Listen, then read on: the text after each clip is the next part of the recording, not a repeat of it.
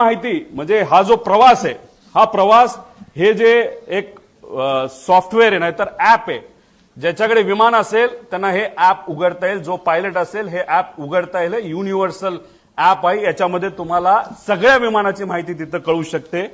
त्याच्यात जर आपण गेला तर ह्याच्यामध्ये हे किती वर्षापूर्वीचं विमान होतं, तर 16 वर्षापूर्वीचं ही सगळी माहिती असते. ह्याच्या आधी 2 दिवस म्हणजे 26ला आणि 25ला हे विमान कुठं गेलं होतं, मुंबई सुरतला एकदा गेलं, परत सुरत मुंबईला तिथं गेलं. म्हणजे हा जो विमानाचा प्रवास आहे ही घटना घडायच्या आधी तर सुरतला हे विमान तिथं जाऊन आलं होतं. आता हे महाशय म्हणजे हे जे मालक आहेत सिंग यांनी काय स्टेटमेंट दिलं, विमान चांगल्या स्थितीत होते आणि मेंटेन्ड होते, हा सगळ्यात महत्वाचा मुद्दा तिथं आहे. वैमानिक अनुभवी होते, हा दुसरा महत्वाचा मुद्दा त्याच्यामध्ये आहे. अपघात व्हिजिबिलिटी इश्यूमुळे झाल्याची शक्यता आहे, हाही मुद्दा त्याच्यामध्ये त्या ठिकाणी आहे. आता या आमच्या ताई बारामतीच्या आहेत, त्यांचं काय स्टेटमेंट आहे हे थोडंसं तुम्ही ऐकून घ्यावं.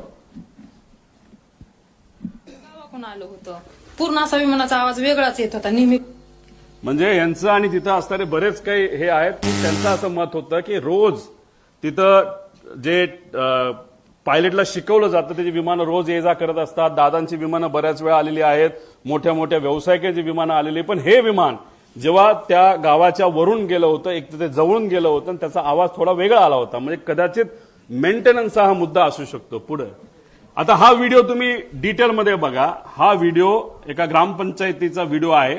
हे गोल दाखवलंय, तो जे विमान आलं सरळ झालं, ते तिथं टिल्ट झालं आणि दुर्दैवी 11 सेकंदात ते खाली आपल्या सगळ्यांना पडलेला आणि तो स्फोट झालेला त्या ठिकाणी बघायला मिळाला. म्हणजे हा सगळा सीसीटीव्ही फुटेज हा आपल्या सर्वांना बघायला मिळतो आणि हे झालं, हे सीसीटीव्ही फुटेज आपल्याला मिळालं म्हणून आता आपण सर्वजण चर्चा करू शकतोय.